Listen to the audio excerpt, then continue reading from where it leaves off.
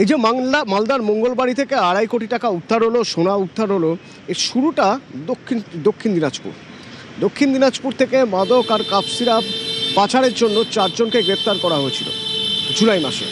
এবার সেই 4 জনকে জেরা করে পাওয়া গিয়েছিল এই পিন্টু সরকারের নাম, এই বাড়ির ঠিকানা। দক্ষিণ দিনাজপুরের সীমান্ত বরাবর সীমান্ত নিয়ে একটা উদ্বেগ, একটা টেনশন কাজ করে গিয়েছে। তার কারণ জমি জটে আটকে গিয়েছিল এখানকার সীমান্তে সুরক্ষা ব্যবস্থা বা বেড়া দেওয়ার কাজ, কাঁটাতার দেওয়ার কাজ।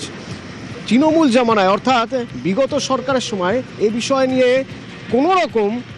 কোনো সিদ্ধান্ত নেওয়া হয়নি। জমি জট বেড়ে গেছে এবং তাতে যেটা হয়েছে, সীমান্তে কোনো রকম সুরক্ষার ব্যবস্থা করা যায়নি। কিন্তু সরকার বদলের পরে এখন কি সেই পাচার বন্ধ করা সম্ভব হচ্ছে? সীমান্ত কি সুরক্ষিত হয়েছে? সরাসরি আমার সঙ্গে অনুপ আছে। অনুপ, আমি যদি ঠিক মে মাসের আগের কথা বলি আর মে মাস থেকে মে, জুন, জুলাই, আগস্ট আমি যদি বলি, তাহলে ফারাক চোখে পড়ছে কি সীমান্ত এলাকায় অন্তত পাচার বা চোরাচালানের ক্ষেত্রে? একদমই। দেখো, সীমান্ত এলাকা দক্ষিণ দিনাজপুর প্রায় 252 কিলোমিটার সীমান্ত রয়েছে।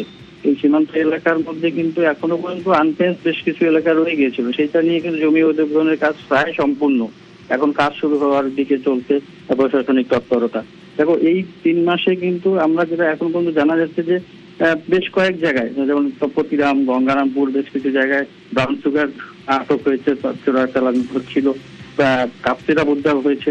এই সম্প্রতি যেটা মেহেন্দিপাড়াতে 1500 বোতল কাপসিরা উদ্ধার হলো, যেটা যার সেই তদন্ত করতে নেমে কিন্তু জেলা পুলিশ প্রায় 2 কোটি টাকা, 2.5 কোটি টাকা প্রায় উদ্ধার হয়েছে মালদার থেকে, যে ঘটনা ঘটেছে।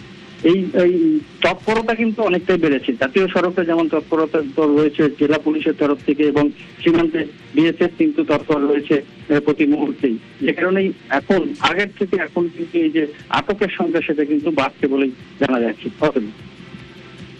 এবং দিলীপ ঘোষ বলছেন এ তো সবে শুরু, একে একে সব গ্রেপ্তার হবে।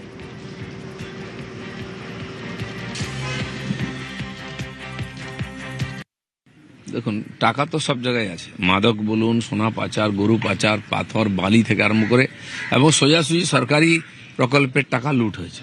আমরা জানি, তার জন্য উন্নয়ন হয়নি। আই পর্যন্ত বেরোতো না, এখন সবে বেরোতে আরম্ভ করেছে। প্রতিদিন দেখবেন এগুলো বেরোচ্ছে। পুলিশের কাছেও তথ্য আছে, তারা কিছু করতো না, ভয়ে চাপ ছিল বলে। শুরু হয়েছে, চলবে এখন। News flash.